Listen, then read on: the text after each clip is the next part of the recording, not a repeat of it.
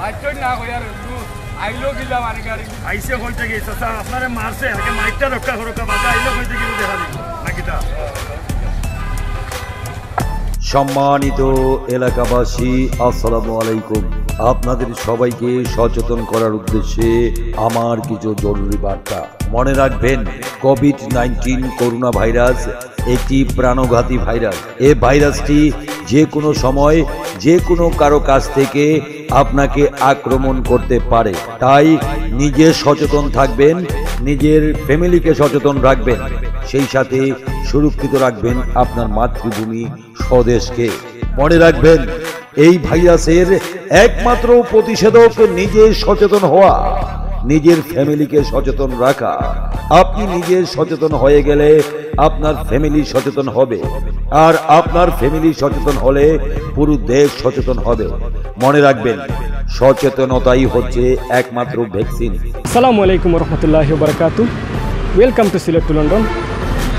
দেশ ও প্রবাস থাকি এই মুহূর্তে যারা আমরা ভিডিওটা দেখরা, আপনার সবাই সিলেট টু লন্ডন চ্যানেলের পরিবারের পক্ষ থেকে অভিনন্দন ও শুভেচ্ছা জানাই। প্রিয় ভিউয়ার্স, আজকে আমরা এমন একজন প্রখ্যাত অভিনেতারে আমরা ভিডিওর সামনে উপস্থাপন করব, যে সিলেটর প্রখ্যাত অঞ্চলে অক্লান্ত পরিশ্রম করিয়া যাইরা সম্পূর্ণ নিজের টাকার দিয়ে কেউ সাহায্য সহযোগিতা ছাড়া। আমরা জানি বিগত 2 মাস যাবৎ করোনা ভাইরাস পরিস্থিতি আওয়ার পর থেকে সিলেটের প্রখ্যাত অঞ্চলে অনেক প্রশাসনের নেতৃবৃন্দ, অনেক রাজনৈতিক নেতৃবৃন্দ, অনেক সামাজিক সংগঠন সবাই তারা সুন্দরভাবে কার্যক্রম চালিয়ে যায়। কিন্তু একজন অভিনেতা হইয়া যে সাধারণ মানুষের পাশে দাঁড়াইছেন, হ্যান্ড মাইকিং করা, নিজের টাকা সাধারণ মানুষের বিলিয়া দিরা, এমনকি নিজের স্ত্রীর গয়না বিক্রি করিয়া তাই সাধারণ মানুষের সচেতন করা।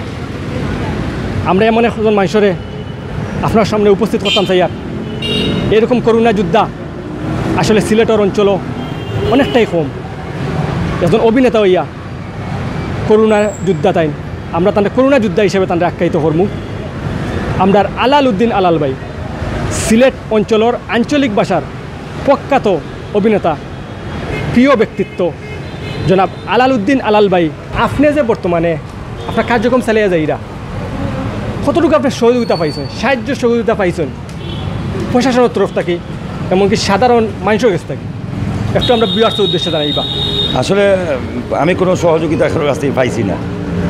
তবে কেউ আমার নিষেধও করছে না যে আপনি এটা করেন না, জন্য নিষেধও করছে না। ও এর মাঝে আমি একটু কনফিউজ যে একটা কাজ আমি করলাম, নতুন কাজ, এই কাজটা কিন্তু বাংলাদেশে আর কেউ করছে না, আমি প্রথম। তো কাজটা করলাম, কাজটার মাঝে কোনো বাধাও আন না, ইভেন কেউ সহযোগিতাও করেন না। আমি কিলা বুঝতাম যে এটা আমার বালা। তবে আমি শিওর যে এটা আমি ভালো কাজ করলাম, যেহেতু কিছু মানুষ আমার মেন্টাল উপাধি দিলাইছে অলরেডি। আমরা সমাজও দেখবা যে বেশি বালা কাজ করে তারা মেন্টাল উপাধি দেওয়া হয়, তারা দেওয়া হয় দান্দা, নতুন দান্দা, এরকম। তো ওর থেকে আমি মনে করছি বালা কাজ। তবে আমার বিভিন্ন নেতৃবৃন্দর কাছ থেকে বা বিভিন্ন সংস্থার কাছ থেকে বা সরকারের কাছ থেকে যদি আমি কোনো একটা সাপোর্ট পাইতাম যে হ্যাঁ গুড জব করে, একটা স্বীকৃতি পাইতাম, তাহলে আমার মনে হয় এরকমের কাজ গোলাপগঞ্জ, বিয়ানীবাজার অসংখ্য আমার মতন আলাল বহুত আছে, সবাই যার যার সব অবস্থান থেকে। আসলে দেখো কা, আমি এটা একটা উদাহরণ, আমি একটা আইডল, আমি বড় কথা কই না, আমি মনে করি একটা আইডল খেনে কইলাম, ছোটো মুখে বড় কথা কইলাম, যে আমি বুঝাইতাম চাইলাম দেশবাসীরে যে মানুষের পাশে সহযোগিতা করতে হলে টাকার প্রয়োজন হয় না, নেতৃত্বের প্রয়োজন হয় না, সৎ সাহসের প্রয়োজন হয় না, শক্তির প্রয়োজন হয় না, শুধুমাত্র ভালো মন মানসিকতার প্রয়োজন। যদি আপনার ভালো মন মানসিকতা থাকে, আপনি সহাবস্থান থেকে এই মানুষকে সহযোগিতা করতে পারবেন। আপনি যে এই কার্যক্রম চালাইরা বিগত 2 মাস যাবৎ, কিতার লাগি ভাই এই কার্যক্রমটা চালাইবার উদ্দেশ্য কিটা?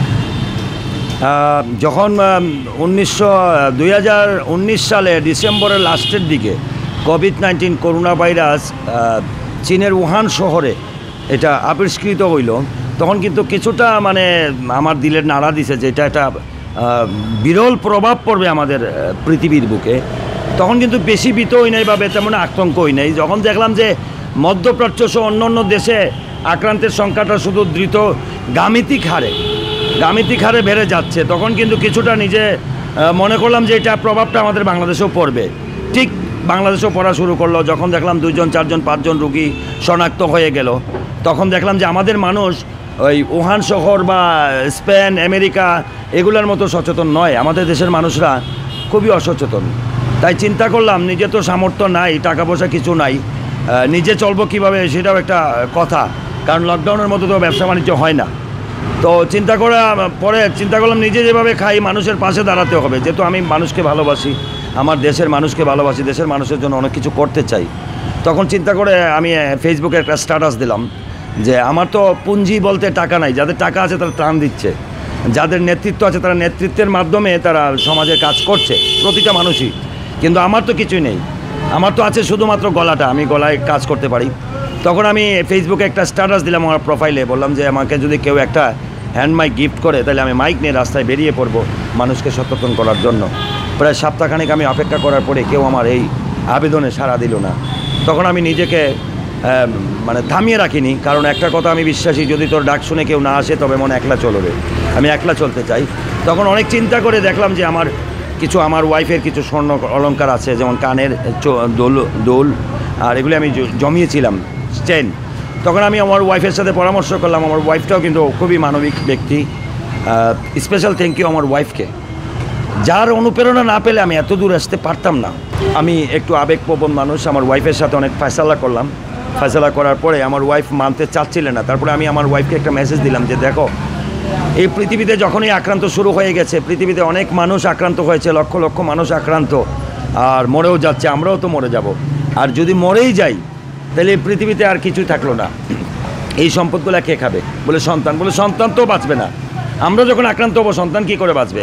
তখন আমার ওয়াইফ সম্মতি দিলেন। তারপরে এগুলি আমি বিক্রি করে প্রথম যে কাজটি আমি করেছিলাম, সুদূর খুলনা থেকে কিছু মুসাফির মানুষ আসছিল এখানে তাবলিগ জামাতে, তারা তাবলিগের দাওয়াত নিয়ে আসছিল, কিন্তু তাদের টাকা পয়সা কম ছিল, তাদের বাড়ির অবস্থা কি আমি জানি না, তবে তারা আমার মেহমান। বাংলাদেশের অন্য জেলা থেকে বা বিশ্বের যে কোনো জায়গা থেকে যদি আমার বাড়িতে কোনো মানুষ আসে সেটা আমার মেহমান, আমি তাকে খাবার দাবারের ব্যবস্থা করতে হবে। সেই মানুষটিকে আমি 1.5 মাসের খাবার, আমি প্রথম ওই কাজটা করেছিলাম, 1.5 মাসের খাবার তাদেরকে দিয়েছিলাম। 3টা পিপি কিনে নিয়েছিলাম, একটা মাইক কিনে নিয়েছিলাম, আর রাস্তার পর রাস্তায় ছুটে চলছি অলিতে গলিতে। আমার একটা ভাঙা মোটরসাইকেল আছে, আমি মোটরসাইকেলের জন্য অনেক কিছু করতে পারি না, কারণ আসলে এখন এই কথাগুলো যদি আমি বলি মানুষ বলবে যে আমি মোটরসাইকেল মানুষের কাছে গিফট চাচ্ছি। আমি বারবার রিকোয়েস্ট করছি আপনারা নেগেটিভ নেবেন না, একটু পজিটিভ চিন্তাভাবনা করবেন। আমার মোটরসাইকেল অনেকবার আমি গাড়িতে করে নিয়ে আমি ওয়ার্কশপে নিয়ে গেছি। আমার ইচ্ছা হয় আমি বিয়ানীবাজার যাব, মৌলিবাজার যাব, অনেক দূর দূরান্ত এলাকায় যাব, প্রত্যন্ত অঞ্চলে যাব, গিয়ে মানুষকে সচেতন করার চেষ্টা করব। আমার এই কথাগুলো শুনে যদি একটা মানুষ সচেতন হয় সেটা হবে আমার সবচেয়ে বড় একটা সফলতা। আমরা সিলেট টু লন্ডন চ্যানেল, আমরা সব সময় চাই যে আমরা সিলেটের আঞ্চলিক ভাষাটা আমরা উপস্থাপন করতাম। তো আমিও চাইমু আপনিও আমরা আঞ্চলিক ভাষাটা ব্যবহার করুক, আমরা আঞ্চলিক ভাষাটা আমরা বিশ্বর দরবারও তুলিয়া ধরতাম, সবাই জেলা আমরা ভাষাটারে বুঝতে পারে। সিলেটের অঞ্চলের আঞ্চলিক ভাষার একজন প্রখ্যাত অভিনেতা, সবই আপনার ছিলেন, এমনকি আমিও কিন্তু আপনার ফ্রেন্ড, একজন ভক্ত। আমি আপনার জিজ্ঞাই আর ভাই, আপনার বর্তমান জীবন চলে কিনা, আপনি কতদিন ধরে অভিনয় জগত নাই, এমনকি বর্তমান পরিস্থিতিতে আপনার যে কার্যক্রম, অভিনয় জগতের কার্যক্রম কিলা চলে, একটু আমরা বিয়ার উদ্দেশ্য করি। আসলে আমি বর্তমানে অভিনয় নাই বলতে আছি, মানে এখন বর্তমানে করোনায় যে পরিস্থিতি, মানুষের মন মানসিকতা ভালো না। এখন মানুষের মন মানসিকতা ভালো যদি না থাকে, আমার অভিনয় দেখতো কিলা, তার নিজেরও ফ্যামিলিগত অবস্থা খারাপ। প্রতিটা মানুষই, যত সম্প্রান্ত হোক, যত মধ্যবিত্ত হোক, যত নিম্নবিত্ত হোক, প্রত্যেকটার ফ্যামিলির একটা না একটা টানাপোড়েন আছে। এখানে বিনোদন আইতো নাই, এর লাগি চাইলাম যে বিনোদনও না দিয়ে এখন বর্তমানে তাদেরকে সচেতনের কোনো ব্যবস্থা আমি করি। তো দেখলাম নাটকের মাধ্যমে যদি আমি সচেতন করি তাহলে এটা অনেক ডিফারেন্ট হইব। অনেক জায়গাত মানুষে এখনও বটমালা মোবাইল ব্যবহার করে, তো যে জায়গাত মানুষে বটমালা মোবাইল ব্যবহার করে এই জায়গাত নিজে প্রেজেন্ট হয়ে গেলাম। তারা দেখলো তারার অভিনেতা আইয়া তারা আতফাও দরিয়ে মানে সচেতন করার লাগে অনুরোধ জানার, যদি তারা পালন করে, অনেকে পালন করে অলরেডি, আমি দেখছি অনেকেই সচেতন হয়েছে। আপনি এই যে গত 2 মাস যাবৎ সিলেটর বিভিন্ন অঞ্চলে আপনি কার্যক্রম চালিয়ে যায়, এরা করোনা ভাইরাস পরিস্থিতি আওয়ার পরটাই আপনি কিতা মনে করেন আলাল ভাই, আপনি যে এই যে কার্যক্রম চালাই এরা সাধারণ মানুষের ফাঁসে যায়, এরা সাধারণ মানুষের সচেতন করা, অনেক উপদেশ বানিয়ে দিরা এই ভাইরাস থেকে মুক্তি কিলা লাভ করা যায়, অক্টার লাগে কিলা সচেতন থাকা যায়। আপনি কিতা মনে করেন সিলেটবাসী কিতা, আপনি কতটুকু সারা পাইছেন, কতটুকু মানুষের সাহায্য সহযোগিতার হাত বাড়াই দিয়েছে আপনার এই বিষয়ে? আসলে সারা পাইছি বহুত মানুষে খালি আমার আয়াতি কামনা করার সবেও খালি কইন আল্লাহ তোমার হায়াত দুঃখ, আল্লাহ তোমার হায়াত দুঃখ। মানে ও আমার হায়াতর লাগি মানুষের কাছে গেছিলাম নি না, তার সচেতন লাগি গেছিলাম, আল্লাহ মাবুদেও বালা জানুন। আমার প্রশ্ন হইল যে আপনার কাছে গেছি আমি এটা সচেতনমূলক, এটা আপনার ফ্যামিলির লাগি। আমরা মানুষ দেখো মরার লাগে কেউ যুদ্ধ করে না, সবাই বাঁচার লাগে যুদ্ধ করে। সবাই চাই আমি বাঁচতাম, 2টা দিন হইলেও বাঁচতাম সুস্থতা নিয়ে। তো আমি আসলে চাইছিলাম যে আমি একলা বাঁচতাম না, আমি সবরে লইয়াও বাঁচতাম। তো মানুষের কাছে যখন আমি যাই, অনেক মানুষ অনেক নেগেটিভ চিন্তা ভাবনা করে, অনেক মানুষে আমার অনেক পুরস্কারও দেয়। তো পুরস্কারের মাত্রাটা একটু বেশি হয়ে যায় আর কি। তো এটা আমি মনে করছি করি না। অনেক মানুষে কয় আমি মেন্টাল হয়ে গেছি, আমি পাগল হয়ে গেছি, নয়া দান্দা শুরু করছি, একটু বঙ্গি দিছি, চেয়ারম্যানে খুব টেকা আমার দের। তা প্রকৃতপক্ষে আসলে কেউ এই পর্যন্ত আমি সরকারের কাছে বা কোনো চেয়ারম্যান মেম্বার কারোর কাছে আমি কোনো দাবি করি না। আমার একটাও দাবি হইল যে আমার কাজটার স্বীকৃতি দোকা, যে হে গুড কাজ করে, গুড জব, হে বালা কাজ করে, ও কথাটার স্বীকৃতি যদি আমি পাই, তাহলে আমার যে এই ভালো কাজের ভিত্তিতে অন্য অন্য এলাকায় আমি দেখো আমি কুমিল্লা যেতে পারতাম না, নোয়াখালী যেতে পারতাম না। আমি যেহেতু সিলেট থেকে এই বালা কাজটা শুরু করছি, এই কাজটা যদি কোনো সরকার বা কোনো সংস্থা আমার স্বীকৃতিটা প্রদান করে যে হে অবশ্যই বালা কাজ করছে, তাইলে কুমিল্লা থেকে, নোয়াখালী থেকে, বিভিন্ন ডিস্ট্রিক্ট থেকে মানুষ এই রকমের উদ্যোগ লইয়া তার স্বইচ্ছায় অবস্থান থেকে মানুষের সচেতন করব। পৃথিবীতে যদি বালা কাজের কোনো মূল্যায়ন না থাকে, তাহলে আমাদের সমাজ থেকে একদিন ভালো কাজ হারিয়ে যাবে। সেদিন আর কোনো মানুষকে আপনি বাধ্য করতে পারবেন না কোনো বালা কাজের জন্য। প্রতিদিন কমপক্ষে 4 বার আপনি গরম পানি খাইতে হইবা, যতটুকু সম্ভব গরম পানি ডাইরেক্ট আপনার খাইতে হইবা। এই কোভিড-19 যদি আপনার পেটের ভিতরে যাই গিয়ে, তাহলে এটা ধ্বংস হয়ে যাব। কিন্তু এই পেটের ভিতরে যাইতে রাজি নাই, এ আপনার ফুসফুসে আক্রান্ত করতো। 4 দিন তাকেই না তার শক্তি সঞ্চয় করার লাগে। এক দ্বিতীয়ত আপনি যে কাজটা করবেন, 1 টুকরা রসুন, 1 টুকরা আদা, 1 টুকরা লেবু, 2-3 টুকরা গোলমরিচ আর লং, এই একটা পাত্রর মাঝে, আদাসের একটা পাত্রর মাঝে জাল দিয়ে ফুটন্ত পানি আপনি নিঃশ্বাস নিবা, অন্য মাঝে হাসি কাশি দিবা।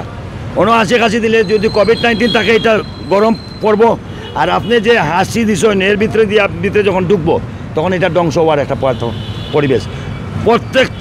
প্রত্যেকটা ফ্যামিলির প্রত্যেকটা সদস্য এই কাজ করতে হইব।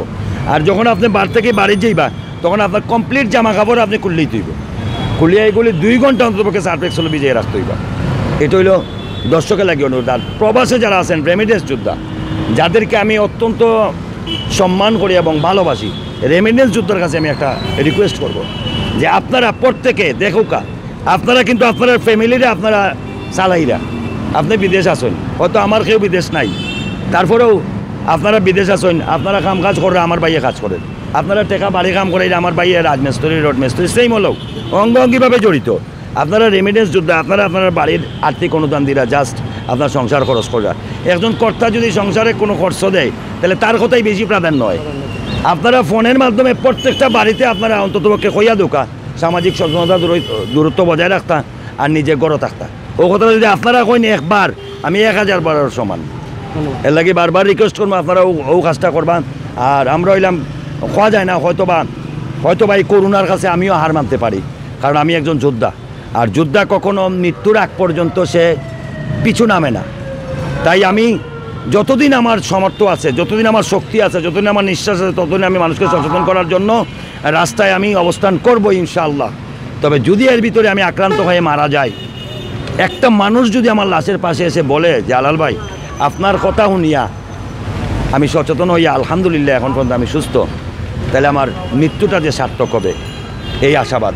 আর সিলেট টু লন্ডনের চ্যানেলের সমস্ত ভিউয়ার, ফলোয়ার, লাইকার, কমেন্টস যারা করছেন তাদেরকে, ইভেন সিলেট টু লন্ডনের সম্মানিত প্রেসিডেন্ট মঈনুদ্দিন ভাই, বাবলু ভাই, আশরাফ ভাই, আরও নাম না যারা অসংখ্য অ্যাডমিন, সবাইকে আমার অন্তরের অন্তঃস্থল থেকে অনেক অনেক প্রীতি ও শুভেচ্ছা। নেই আবরণ, নেই আয়োজন, কি দিয়ে আপনাদের করিব বরণ।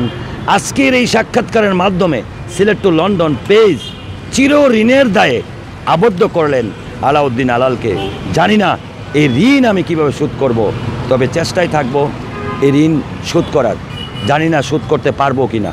যে জায়গায় প্রশাসন মাঠক, আমরা পুলিশ বাহিনী, সেনাবাহিনী, এমনকি রেপ সদস্যবৃন্দ, আইন শৃঙ্খলা বাহিনী মাঠক কার্যক্রম চালাইরা, কিন্তু এখন মহানুভবতার মানুষ আলাল ভাই তাই যে এখন অভিনেতা হইয়া নিজের পয়সা খরচ করিয়া, নিজের টাকা খরচ করিয়া, তার ওয়াইফর গয়না বিক্রি করিয়া সঞ্চয় তোলা করিয়া তাই সামাজিকভাবে সাধারণ মানুষের পাশে দাঁড়াইছেন সচেতনতা বৃদ্ধির লাগি খুব একটা সুন্দর মহৎ উদ্যোগ করিয়া দেয়রা আলাল ভাইয়ে। আমরা চাইমু আলাল ভাইয়ের আরও যারা সমাজও যারা ব্যক্তিবর্গ আছেন যারা বৃত্তশালী আছেন আলাল ভাইয়ের সহযোগিতার হাত বাড়াইয়া দিবা, আলাল ভাইয়ের মতো মানুষের পাশে দাঁড়াইবা, জেলা আলাল ভাইয়ের গেছ থাকি আরও অনেক মানুষে সাধারণ মানুষে আমরা যারা আছি অনুপ্রেরিত হইয়া একই কার্যক্রম চালাই দিতাম পারি। আওটাও কিন্তু তাই কইছেন তাই চাইছিলা যে সেও যদি তান একটা হ্যান্ড মাইক উপহার দেয় তে যে দিবা তান উপহার তার প্রতি তাই কৃতজ্ঞতা থাকলা মানে সারা জীবন এবং ও হ্যান্ড মাইক দিয়া তাই সাধারণ মানুষের সচেতন করলা মানে। কিন্তু তাই প্রায় এক সপ্তাহ যাবৎ অপেক্ষা করার পরে সেও তাদের সাহায্য সহযোগিতার হাত বাড়িয়ে দিচ্ছেন না, একটা হ্যান্ড মাইকর সহযোগিতা করছেন না। এরপরে তাই বাধ্য হইয়া তার স্ত্রীর গয়না বিক্রি করিয়া হ্যান্ড মাইক লইছেন। এমনকি বর্তমানে যে তাই সিলেট অঞ্চল প্রত্যেক দিন তার কার্যক্রম চালাইরা যে টেকাটা খরচর আওটা কিন্তু ও স্ত্রীর গয়না বিক্রির টাকা দিয়ে তাই বর্তমানে চালাইয়া যাইরা। আমার 3টা ছেলে একজন ওয়াইফ, আমি নিজে ইনকাম করি, আমি আমার সংসারের কর্তা আমি, আর এই পুরো সংসারটাই আমি চালাই।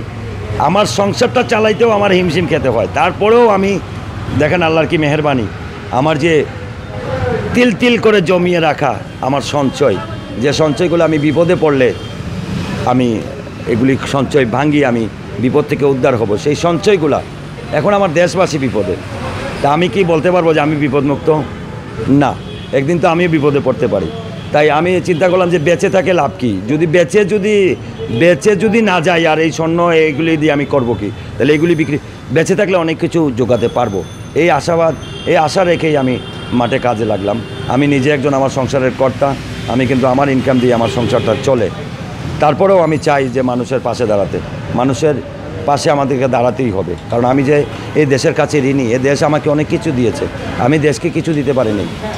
তাই এই জীবনটুকু যদি আমি দেশে, আর আমি একজন কমান্ডার বলতে আমি মনে করেন বর্তমান যে পরিস্থিতিতে আমি দেখতে পাচ্ছি যে rapid action battalion, Bangladesh police, Bangladesh সেনাবাহিনী সহ অসংখ্য আইনশৃঙ্খলা রক্ষাকারী বাহিনী আক্রান্ত, কিন্তু তাদের মনোবল অনেক উপরে।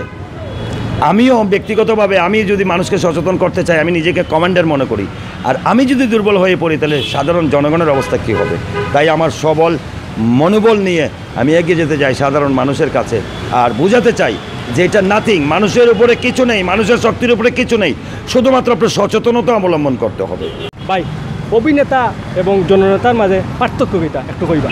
আমি আমার সাধারণ জ্ঞান থেকে কইলাম যে জননেতা হইল যেটা জনগণের নেতা, আর অভিনেতা হইল যিনি অভিনয় করেন তাই নিল অভিনেতা। তবে দুজনও কিন্তু নেতা, একজন অভিনেতা আর একজন জননেতা। তবে বর্তমানে আমরা পরিস্থিতি যে অবস্থায় দেখলাম, উত্থান পতন, অভিনেতারও উত্থান পতন হয়, জননেতারও উত্থান পতন হয়। তবে সেবা কিন্তু দুজন নেতাইও করতে পারে, কারণ দুজন নেতাও কিন্তু সেলিব্রিটি। হয়তো জননেতা হয়তো এলাকাভিত্তিক সেলিব্রিটি, আর পৃথিবীভিত্তিক সেলিব্রিটি হলো অভিনেতা। তো অভিনেতা জননেতা থেকে অভিনেতার দায়িত্বটা বেশি। আপনার সাথে যত বেশি মানুষের পরিচয় থাকবো, তত মানুষের আপনার প্রতি দাবি থাকবো। এখন আপনি যে ভালো জিনিসগুলো জানেন, এগুলো তারা শেয়ার করার দায়িত্ব থাকবো আপনার, পৌঁছানোর দায়িত্বটা থাকবো আপনার। যেমন আমি ইউনিয়নের চেয়ারম্যান হলে পুরা ইউনিয়নটাই ক্যাপচার করার দায়িত্ব আমার, পুরা ইউনিয়নটা ভালো জিনিস উপহার দেওয়ার দায়িত্ব আমার। আর আমি যেহেতু অভিনেতা, আজ তো ওয়ার্ল্ড ওয়াইড মানুষে আমার দেখেন, যারা বাংলা ল্যাঙ্গুয়েজ তারা দেখেন, প্রত্যেকটা মানুষের কাছে আমার বালা বার্তাটা পৌঁছে দেওয়ার দায়িত্ব হইল অভিনেতা। আশা করি বুঝতে পারছেন। ধন্যবাদ।